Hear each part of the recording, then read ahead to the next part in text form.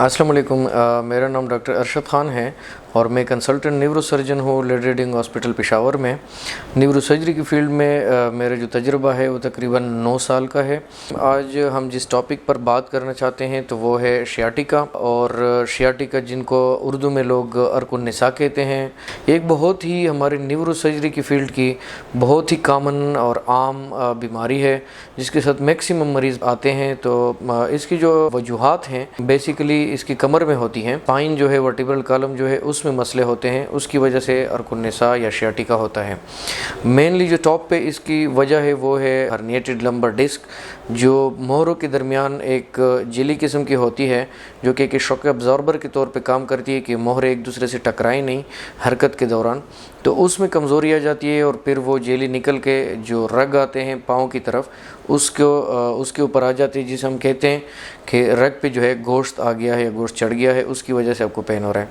Main जो उसकी वजह है ये है। बाकी भी उसकी काफ़ी वजूहात हैं जिनमें जो है स्टेनोसिस है, ज़्यादा उम्र वाले लोगों में स्टेनोसिस हो जाती है, उनकी रगें तंग हो जाती हैं। इसके अलावा जो मोहरे हैं वो एक दूसरे के ऊपर फिसल जाती है जिसे हम लिस्थीसिस कहते हैं, तो उसमें भी शियाटिका किस्म का दर्द हो सकते हैं, साथ में उसमें कमर का दर्द भी होता है। इलेमात पे मैं बाद में आता हूँ, ये इसकी वजूहात बता रहा हूँ। तो इसके अलावा इसमें कोई इन्फेक्शन भी हो सकता है, जैसे टीबी हो गई या बाकी इन्फेक्शंस हो गए, तो इन्फेक्शन की वजह से भी हो सकते हैं शियाटिका। और कोई ट्यूमर, बहुत शाज़ व नादिर ट्यूमर भी हो सकते हैं कि इस लोअर जो आपका बैक है उसमें कोई स्पाइन में ट्यूमर हो और उसकी वजह से आपको शियाटिका के इलामात हों। और जब इलामात की बात कीजिए कि अगर वो इलामात आप में हों तो वो है बेसिकली बर्निंग पेन। पहले उसमें आपका कमर दर्द की तकलीफ़ हो सकती है जो कि बाद में आ जाती है अक्सर आपके एक पाँव में या दूसरे पाँव में, या इवन दोनों में भी हो सकती है, लेकिन अक्सर एक साइड पे ज़्यादा होती है।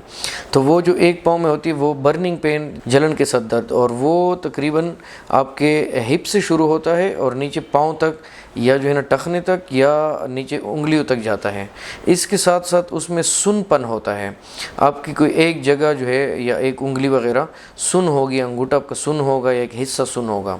साथ में उसमें टिंगलिंग सेंसेशन, जैसे करंट जैसी सेंसेशंस या जो प्रिकिंग सेंसेशंस होती है, जैसे आपको कोई कांटे चुभते हैं, इस किस्म की सेंसेशन साथ में हो सकती है आपके उस पाँव में। और ये अक्सर पाँव के बैक पे होता है। ये भी एक इम्पॉर्टेंट बात है इसमें कि अक्सर ये हिप से बैक पे आता है, ताई की तरफ नहीं आता, रान की तरफ नहीं आता ज़्यादातर लोगों में।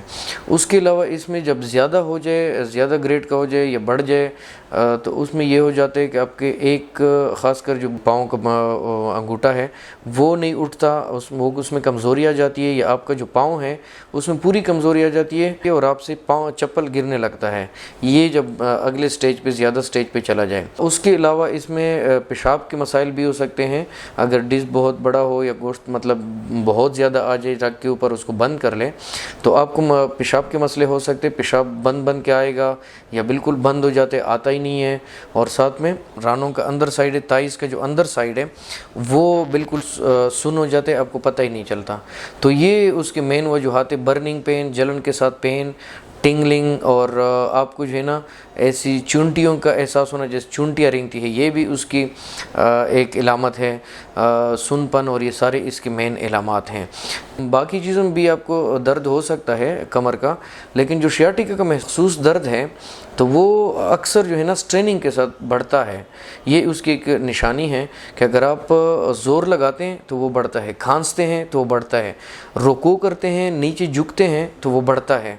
इन चीज़ों के साथ अगर वो बढ़ता है, पाँव में ख़ासकर अगर वो जाता है झुकने के साथ, खांसने के साथ, ज़ोर लगाने के साथ, तो ये शियाटिका के एक बहुत बड़ी इलामत है कि ये उसके साथ बढ़ जाता है। उसके बाद अगर हम आते हैं इसकी तशख़ीस की तरफ, तो तशख़ीस इसकी मेनली जो है MRI पे होती है। MRI लंबोसेक्रल स्पाइन है, नीचे हिस्सा है जो स्पाइन का, उसकी हम MRI करते हैं। उसमें फिर जो मैंने पहले बताई हैं इसकी वजूहात, उनमें से कोई भी वजह हो सकती है, लेकिन ज़्यादातर डिस्क ही होता है, वो प्रोट्रूड कर जाता है। اور گوشت آ جاتا ہے، یا تنگی ہوتی ہے، سٹینوسس ہوتا ہے، ان دو کی وجہ سے، یا لسٹیسس جو کہ مہرہ ایک دوسرے کے اوپر پھسل جائے، یہ مین وجوہات اس میں آتی ہے۔ ساتھ میں ہم ایکس رے بھی ساتھ میں کرتے ہیں جس سے تھوڑا بہت اندازہ لگ جاتا ہے، لیکن مینلی جو اس کی ڈائگنوسس ہے وہ ایم آر آئی کے اوپر ہے۔ اس کے بعد اس کے ٹریٹمنٹ آپشنز ہیں، تو ٹریٹمنٹ اس کی جو ہے فرسٹ آف آل ہم اس کو دیتے ہیں کنزرویٹیو ٹریٹمنٹ، مطلب دوائیوں کے ساتھ اس کے ٹھیک کرنے کی کوشش کرتے ہیں۔ اب اس میں ایک بات آ جاتی ہے فزیو تھراپی کی۔ فزیو تھراپی پلس مائنس ہے مختلف جگہوں پہ، وہ ہم دیکھتے ہیں کہ ایم آر آئی میں ڈسک کتنا ہے۔ اگر ڈسک زیادہ ہے تو ہم فزیو تھراپی ایڈوائز نہیں کرتے، اگر وہ نہیں ہے اور صرف سٹینوسس ہے تو اس میں ہم کبھی کبھی ایڈوائز کرتے ہیں، لیکن پہلے ہم کوشش کرتے ہیں کہ 6 ہفتوں تک مریض کو ہم سرجری کی طرف نہیں جاتے، صرف دوائیاں دیتے ہیں۔ اگر اس دوران اس کو پین بالکل کنٹرول نہ ہو، 6 ہفتوں کے بعد بھی پین ہو، دوائیوں کے ساتھ بھی ہو، یا برداشت سے باہر نکل جائے، دوسرا جو ہے اس کی جو ہے نا پیشاب کا کوئی مسئلہ آ جائے، یا جو ہے اس کو کمزوری آنا لگ جائے، پاؤں کی جو میں نے پہلے بتائی ہیں، پاؤں کی کمزوری آنا شروع ہو جائے، یا بالکل ایک حصہ سن ہو جائے، تو ان 4-5 صورتوں میں پھر ہم سرجری کی طرف جاتے ہیں فوراً، اور پھر جلدی بھی کرنی چاہیے۔ اگر خاص کر آپ کی جو ہے نا تائز کے اندر کے سائڈ سن ہو جائے، یا کمزوری آنا سٹارٹ ہو جائے، یا پیشاب بند ہو جائے، پھر 24 گھنٹے کے اندر یہ ایمرجنسی بن جاتی ہے، جس کو ہم قاعدہ ایکوائنا سنڈروم کہتے ہیں، اور وہ پھر ایک ایمرجنسی ہوتی ہے، کیونکہ اگر وہ آپ جلدی نہ کریں تو بعد میں آپ کے جو ہے نا پیشاب کا کنٹرول بالکل ختم ہونا، اگر آپ آپریشن کر بھی لیں تو پیشاب کا کنٹرول نہیں آتا بعد میں، یا آپ کے جو پاؤں کی کمزوری ہے وہ واپس نہیں آتی اگر آپ اس کو زیادہ ٹائم لگا لیں۔ عام صورتوں میں جب یہ جو مسائل ان کے ساتھ نہ ہو، صرف درد ہو، صرف چبھن ہو، صرف جلن ہو، صرف ٹنگلنگ نمنس ہو، تو ان صورتوں میں ہم ٹائم دے سکتے ہیں، 2-3 مہینوں تک ابھی ایون ہم دے دیتے ہیں اگر پین ٹالریبل ہو۔ اور باقی جو علامات میں نے بتائی ہیں جن کو ہم ریڈ فلیگز کہتے ہیں کہ پیشاب والے مسئلے، بالکل سنپن یا کمزوری اس کے ساتھ نہ ہو، تو ہم ٹائم دے سکتے ہیں، اور پھر ہم اس کے بعد میں سرجری کر سکتے ہیں، یا وہ خود بخود بھی پھر ٹھیک ہو جاتے کچھ پرسنٹیج کے لوگوں میں۔ آپشنز ان کے سرجریز کے اوپن بھی ہیں کہ اوپن سرجری آپ اس کی کر لیں۔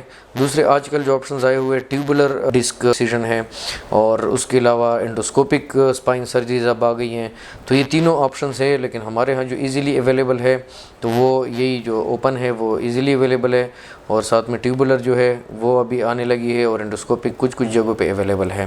یہ اس کے ٹریٹمنٹ مین آپشنز ہیں۔ جس طرح ہر بیماری کی کچھ پریونشن ہوتی ہے، حفاظتی تدابیر ہوتی ہیں، تو اس طرح شیاٹیکا میں بھی ہیں۔ جو شیاٹیکا ہوتا ہے وہ اکثر جو لوگ اسٹریننگ کرتے ہیں، زیادہ ان کے کام بوجھ والے ہوتے ہیں، یا وہ بوجھ اٹھاتے ہیں یا جھک کے کام کرتے ہیں، بہت زیادہ سیڑھیاں چڑھنا روزانہ، تو ان لوگوں کو شیاٹیکا جلدی ہو جاتے ہیں۔ یہ اس کا ایک رسک فیکٹر ہے، اور ان کو اگر آپ اوائڈ کر سکتے ہیں تو یہ بہتر ہوتے ہیں۔ ہاں، پہلے سے ان کو شیاٹیکا کی تشخیص ہو گئی ہے تو ان کو ہم یہی کہتے ہیں کہ اگر وہ جو میں نے پہلے علامات بتائی ہیں کہ پیشاب کو اس کے ساتھ مسئلہ نہ ہو، یہ باقی جو ہے نا اس کو سن پن نہ ہو، پاؤں کی کمزوری نہ ہو، اور اس کو ہم کنزرویٹیولی ٹریٹ کر رہے ہیں، مطلب دوائیوں کے ساتھ اس کو ٹھیک کرنے کی کوشش کر رہے ہیں، اس کے علامات زیادہ نہیں ہیں، تو اس دوران کہ وہ آپریشن سے بچ جائیں، اس کو یہ کرنا چاہیے کہ اس دوران ان کو جھک کے کام نہیں کرنا چاہیے، بھاری چیزیں نہیں اٹھانی، جس طرح ٹب اٹھانا، بالٹی اٹھانا، بھاری بچے اٹھانا